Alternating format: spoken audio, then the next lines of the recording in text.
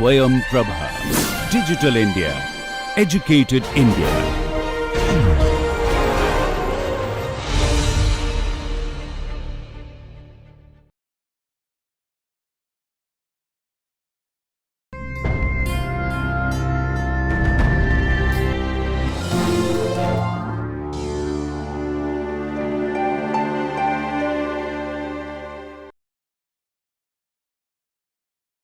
Hello everybody, welcome to week 2 of the English Romantics 1798 to 1832. We continue with our study of the backgrounds to English Romanticism. Today we will focus in our first lesson of this week on European Romanticism and sensibility. The period 1780 to 1840 was marked by two clear strands of thought, often believed to be in conflict with each other: the Enlightenment and Romanticism.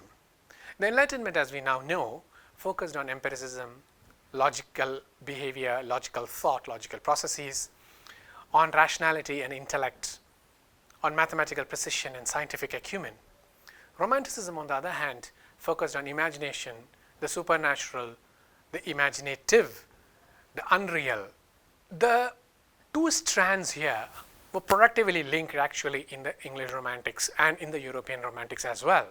So whether it was the emphasis on sensibility and sense, whether it was the emphasis on the primitive and the modern that you see the tension being manifest as, it produced interesting literature, interesting non-fictional tracts as well. During the long 18th century, starting roughly in the middle of the 17th, there were large-scale changes in attitudes towards privacy, nature, subjectivity, language, imagination, humanity in general, and the self. A keener interest in the self generated a literature with a fascination for psychologisms and psychological analysis.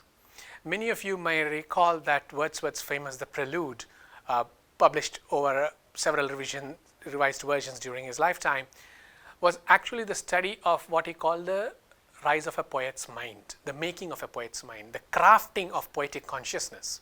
These texts of the time were full of self-conscious narrators. The preferred genre was the memoir. It used the lyric mode extensively as well, because they believed it was the best form to document any consciousness of the self. Friedrich Schiller's On Naive and Sentimental Poetry, published in 1798, 2 years before the Lyrical Ballads, proposed that all modern poetry must be self-conscious, aware of itself as lacking the integrity and oneness with nature. And many of you might be aware of the fact that Wordsworth wrote very self-conscious poetry where he was aware of the observing self. I am the one who sees.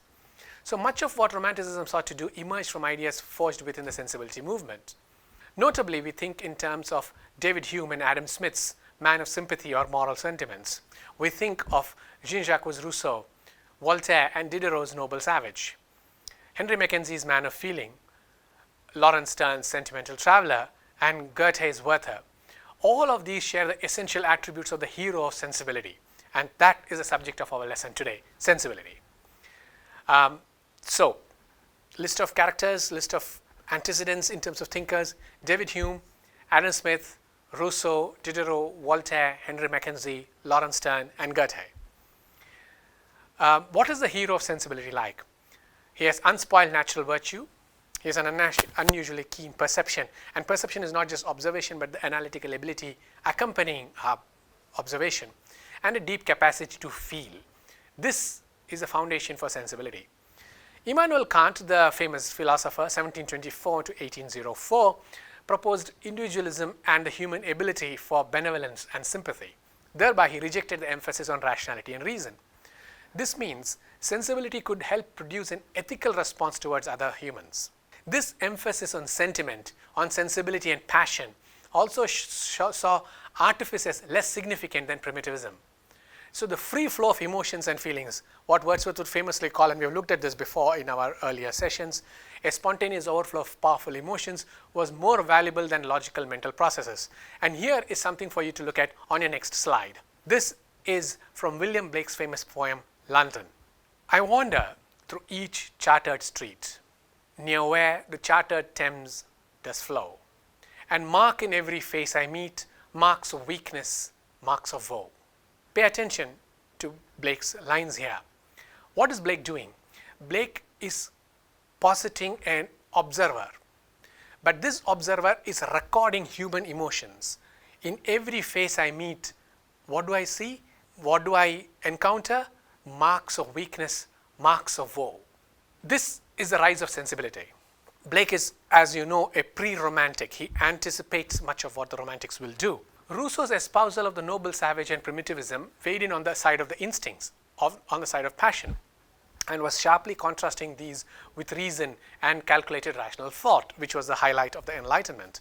This meant further a marked preference for nature rather than culture, where culture was a human artifice and nature was deemed to be pure and uncontaminated.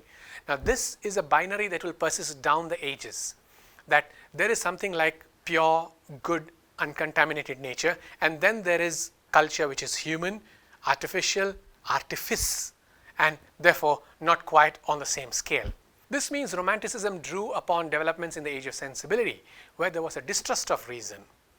It was accompanied by the elevation of passions as a guide to moral behavior. It was part of the great humanitarian movement as well. There was a heightened faith in humanity and humanitarianism. As the mayor of London at one point declared, we live in an age when humanity is in fashion. Also visible is an increasing emphasis on the faculties of empathy and imagination.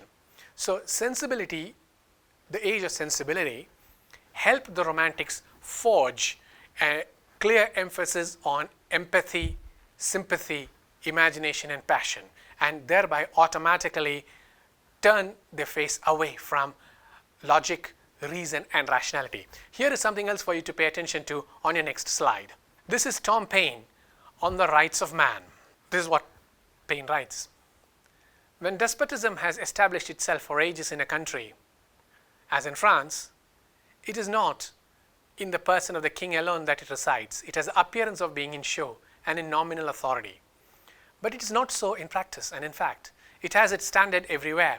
Every office and department has its despotism, founded upon custom and usage. What were formerly called revolutions were little more than a change of persons or an alteration of local circumstances. What we now see in the world from the revolutions of America and France are a renovation of the natural order of things, a system of principles as universal as truth and the existence of man.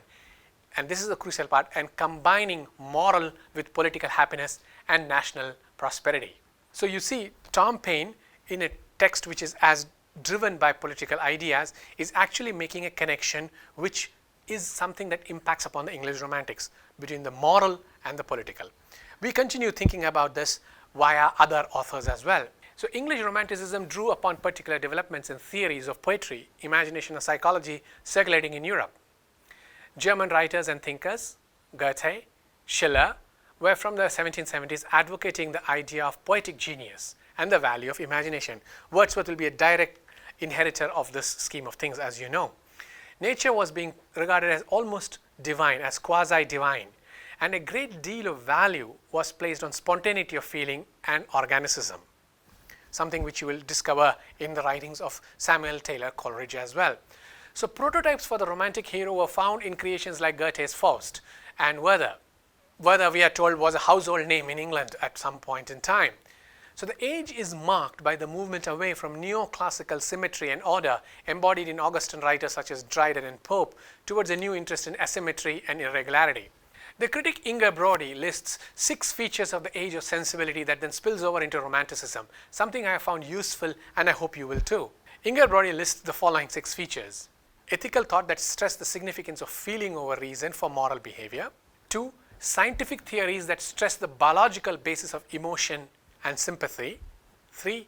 An emphasis on the importance of independence from authority, whether construed in political, cultural, religious or aesthetic terms. A consistent preference for a rural simplicity over urbanity. 5th, intense concern over the possibility of human intimacy and effective or affective communication. And finally, a deep ambivalence about the desirability for order and system. In other words, feeling takes the place of reason as a supreme faculty, whereas the Enlightenment or neoclassical thought required vision for the perception of a rational, eternal order, sensibility tends towards affect, especially the possibility of sympathy towards visions of suffering.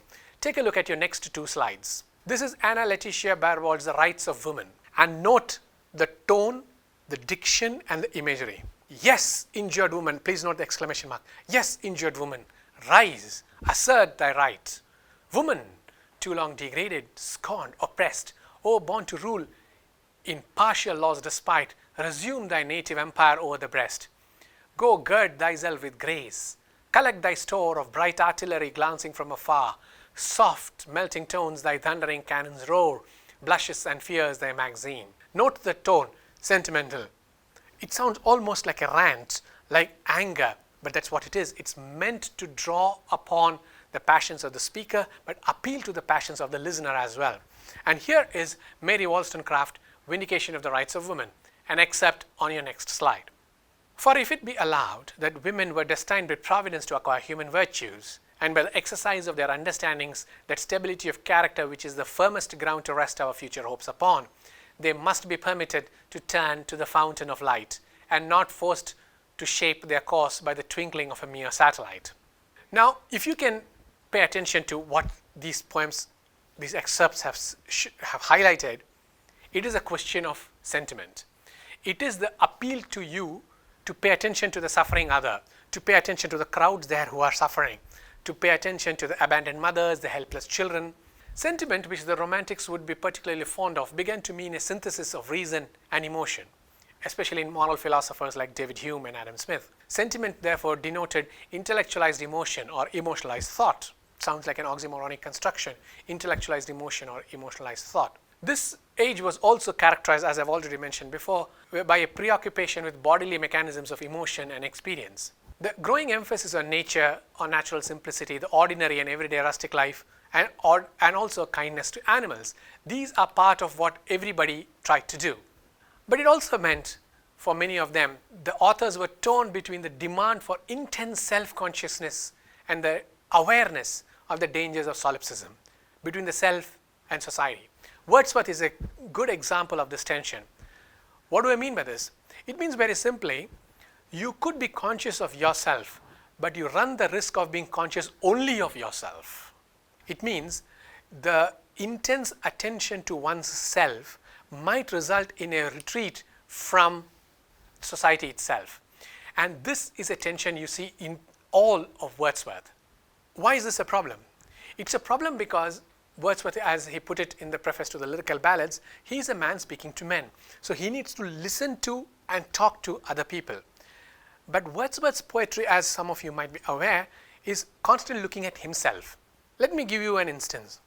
In the famous Tintern Abbey poem, there is a speaker looking from the abbey, from the hill down to the abbey and at the surrounding areas.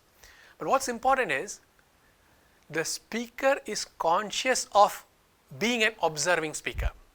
That is, I watch myself watching. Let's put it that way.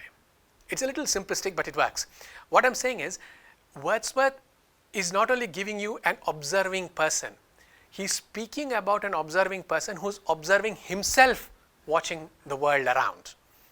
This might for many people sound suspiciously, notoriously close to solipsism, and it's a fairly legitimate charge that much of what Wordsworth is doing, the poet of the egotistical sublime as famously described, he is concerned not with emotions and not with the world around him. He is concerned with how his emotions are developing, how he is responding to nature. As I would suggest, Wordsworth is not so much interested in nature. He's interested in his responses towards nature and what nature does to him. So this is the self-consciousness carried to its logical extremes. But beyond the Enlightenment, beyond the sensibility, there were other influences. For instance, James Macpherson's The Poems of Ossian, which became the favorite reading matter for many romantics, developed and generated a fascination with antiquarianism. Forgotten Celtic cultures, the ancient world, Stonehenge and others generated an interest in languages in alternative societies and stimulated an interest in the history of Britain and Ireland. It influenced the romantics. Robert Burns is a great example, and William Wordsworth, which sought a poetic sensibility that showed man rooted in locality and nature. The idea of lone rustic life develops from this. It also resulted in what Anne Rigney and others have called romantic historicism, documented brilliantly in James Chandler's book, England 1819. It is the romantic attitude towards history that James Chandler is documenting. Just one year, 1819 is the year of the Peterloo Massacre as well. So think of all that we have covered today. Sensibility, which proceeds from the age of sensibility, the long 18th century. the interest in the passions, in sympathy and empathy, in seeking a response to suffering in others, in developing a consciousness about consciousness, thinking about how I have acquired consciousness, how I have come to consciousness, and interest in antiquarianism. These are the roots of the English Romantics. Thank you.